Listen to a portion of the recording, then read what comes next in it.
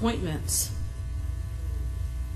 Beale Street Tourism Development Authority, Warner Ty Agee, Ross A. Boswell, Edmund Ford Jr., J.W. Gibson II, Nathaniel Jones, Paul Morris, Karen B. Nickel, Jolyn Foster Sullivan, Johnny Walker, Jason Wexler, Jamal Whitlow, Archie Willis, Pat Mitchell Worley. Civil Service Commission, appointments. Brandon M. Ingram, Natalie J. McKinney. Economic Development Growth Engine of Memphis and Shelby County, reappointment. Thomas R. Dyer. Memphis and Shelby County Cross Connection Board, reappointments. Cindy Cook, Odell Johnson Jr., Jason Tyler Zurich. Memphis Public Library and Information Center Board of Trustees, appointment. Dr. Alfred L. Hall.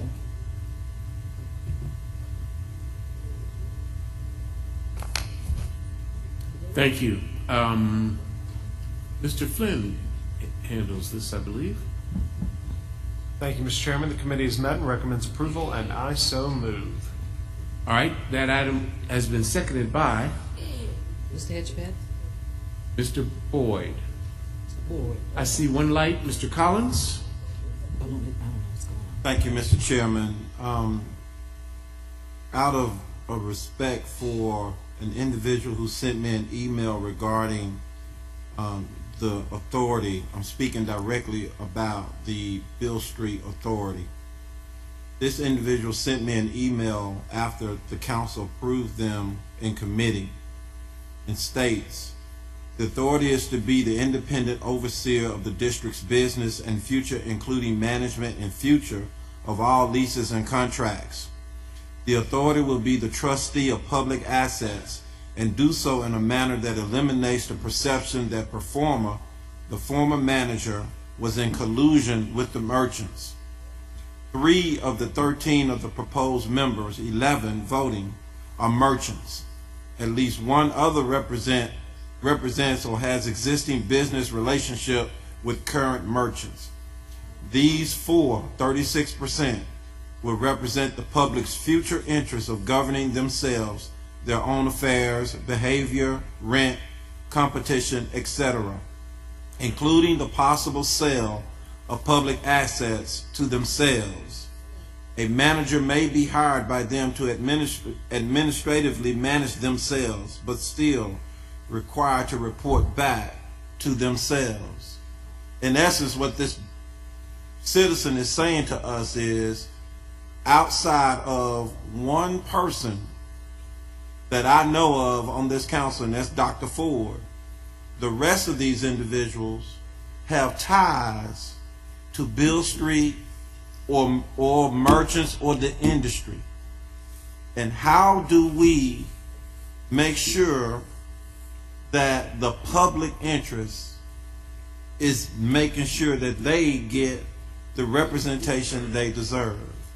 Now, I'm going to leave it at that, but that's what, in essence, this writer is saying. Outside of Dr. Ford, all the rest of them have a certified interest in merchants, property, or Beale Street itself. Thank you. Thank you. Ms. Howard. Thank you, Mr. Chair. It's someone from the administration. I think I see Chief in the back. Since the mayor has recommended these individuals, I'd like to have someone to address this, because we want to make sure that there's clearly ethics and integrity and transparency in these appointments, even if it includes having something in writing from the administration or some type of conflict statements or something, because we just got out of a mess with Beale Street and we don't need to be walking back into another one. Good afternoon, George Little, Chief Administrative Officer. Certainly in terms of conflict of interest, I mean, we have standard practices that we follow with the city that I would imagine would be applicable here in terms of declaring any conflicts of interest, and certainly in terms of expecting board members to recuse themselves, much as members of this body have occasion to do from time on matters.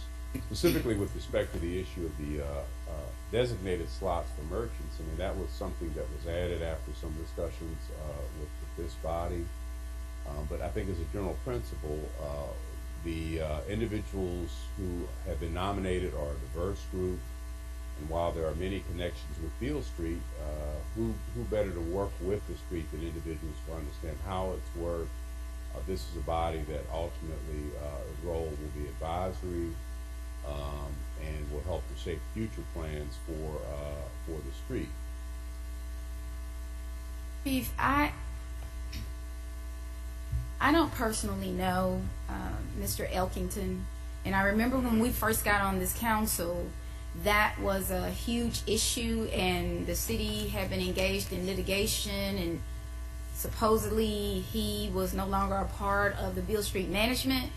But I've asked the administration on multiple occasions. Mr. Elkington's name continues to come up, and clearly he's been allowed to basically operate a number of the businesses that are housed on Beale Street. So we've paid off an individual to get out of the management, but the individual is now being paid by proprietors of these different restaurants and clubs. So literally he's still there. My point is, I'm concerned hearing this because I was thinking that I'm going to vote for a group of people who are not going to have a personal or a business interest in what is happening. You just have a legitimate, sincere concern to see the right thing happen. So does anyone on this street, on this list, have any personal or business interest in Beale Street or any parts of the management thereof?